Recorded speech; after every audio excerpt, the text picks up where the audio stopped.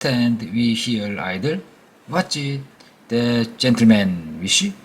What would they have? Is life so dear, so feast, so sweet, as to be persuaded at the price of change and slavery? Forbid. Almighty God, I know not what course other may take, but as for me, give me liberty or give me death. Henry doesn't come right out and say the purpose of this speech is to encourage Americans to start a revolution. However, look at the peg. He chooses the highlight. Others are already fighting. You are standing idle. The war is on its way to us. All of the evidence he points to suggests that the American people should fight. Also look at the question he asked. Why are you idle? Is peace worth it if we don't have freedom? All of the question he asks suggests that the American people should fight. We get the best sense of what Haley means in his famous last line.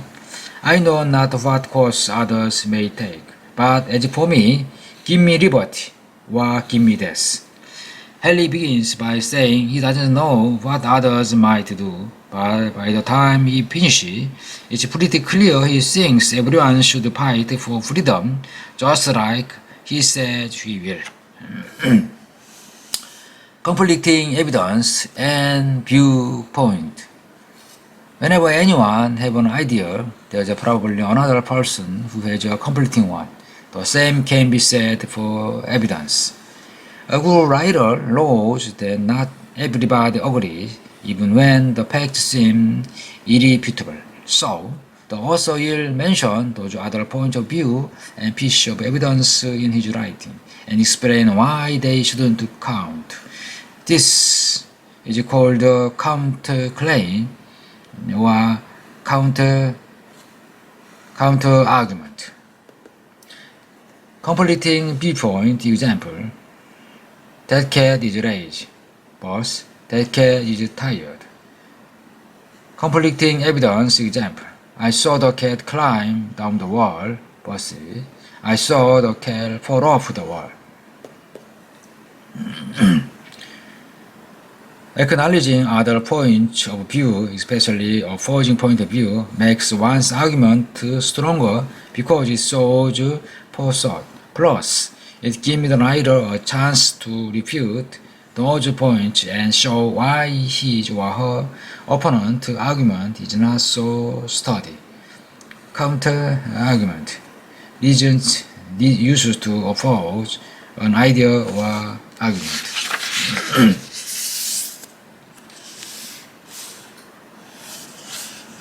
Example. In this selection from Eugenics and Other Evils, G.K.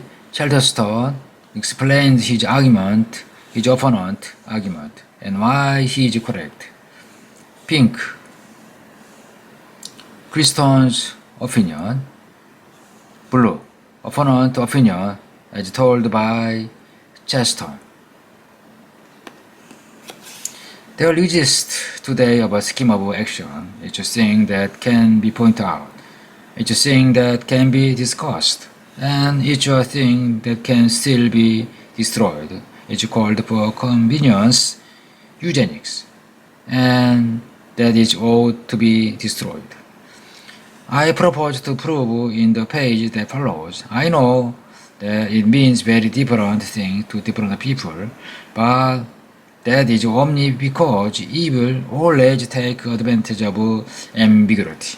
I know it's phrased with high professional of idealism and benevolence. It's silver-tongued rhetoric about pure motherhood and happier prosperity. But that's only because evil always plenty, as the purists were called the gracious ones. I know that in numbered many disciples whose intentions are entirely innocent and humane, and who would be sincerely astonished at my describing it as I do. But that's only because evil always wins through the strength of its splendid dupe. There has in all age been a disastrous alliance between abnormal innocence and abnormal sin.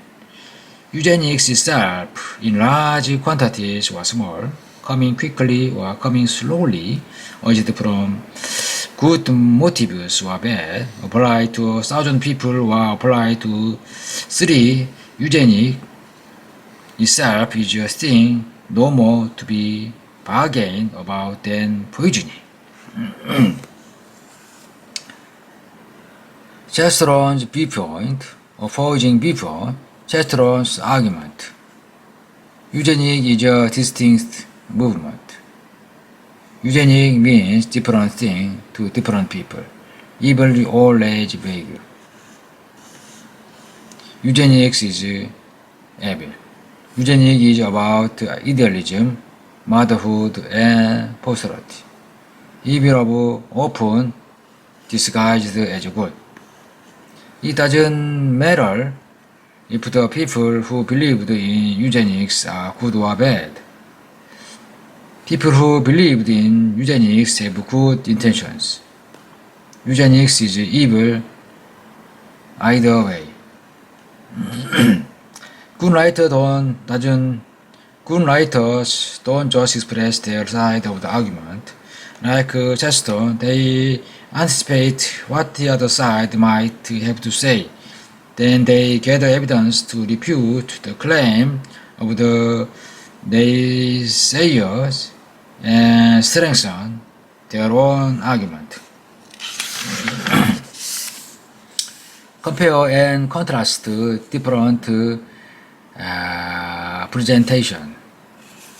Even when non-fiction is written about actual historical event, author can present event very differently. A personal essay won't read the same as a journalistic article.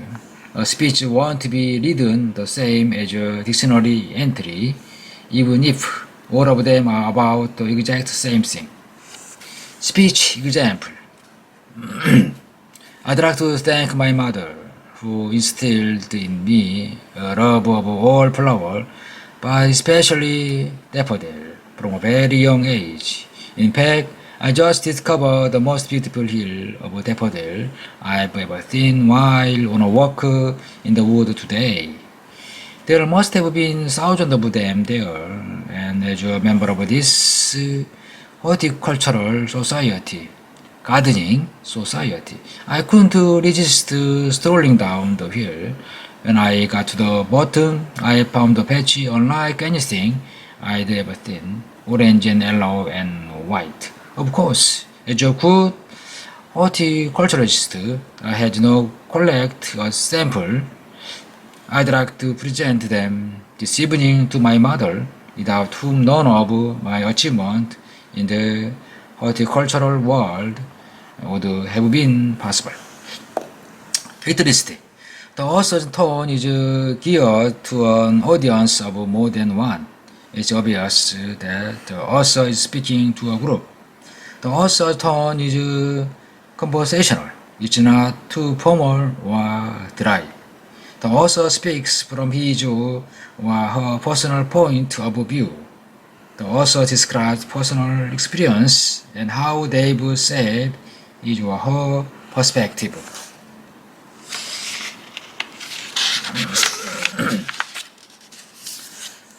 News article examples.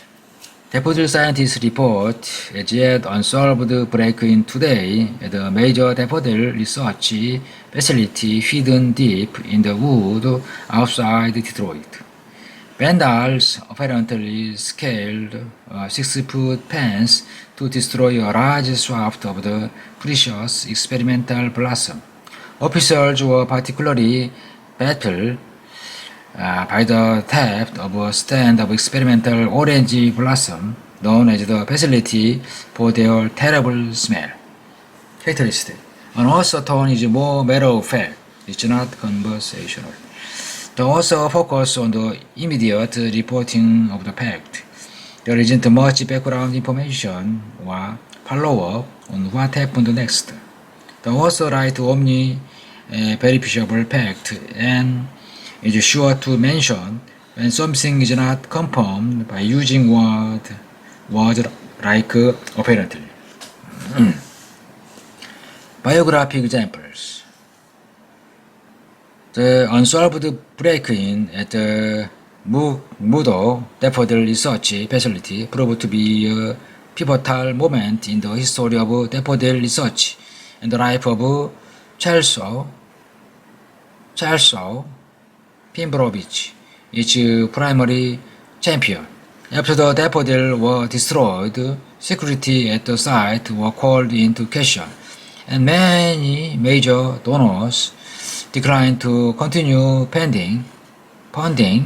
Heartbroken, Pimbrovich changed his name and changed the circus, where he catapulted in international fame, pin flower, but his lifelong dream to discover whether daffodil might actually be the long-sought cure for insomnia was lost forever. Insomnia, sleeplessness. No one ever discovered who broke in or why. Characteristic. The author focused on conveying fact, some of which may have only been released long after the incident. Nobody else identified the actual name of the site. The author focused on the long-term reporting of the fact. There is background information and follow-up on what happened next. The author used literary techniques to tell the story, structuring a plot, explaining characters' motivation, and building dramas with phrases like lost forever.